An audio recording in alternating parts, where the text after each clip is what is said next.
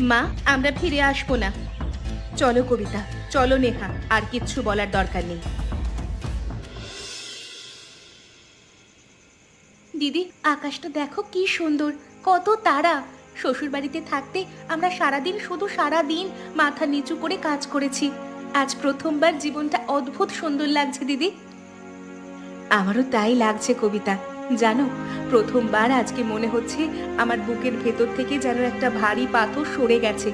প্রতিদিন সকালে উঠে ভয় লাগতো আজকে আবার কি বকা খাবো। আজকে সেই ভয় আর নেই। কিন্তু দিদি, কাল থেকে কি করব? খাবার তো লাগবে, টাকা তো নেই আমাদের কাছে। নেহা বলছিল ও টিউশনি করতে পারবে, কিন্তু ছাত্র কোথায়? তুমি রান্না পারো, কিন্তু খাবার বিক্রি করতে গেলে তো উনুন লাগবে, হাঁড়ি লাগবে, মশলা লাগবে। আমাদের তো কিছুই নেই দিদি।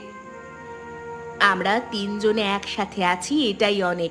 কাল সকালে আমরা গ্রামের হাটে যাব, সেখানে কাজ খুঁজবো। আমাদের ধীরে ধীরে নিজেদের স্বাধীন সংসার হবে।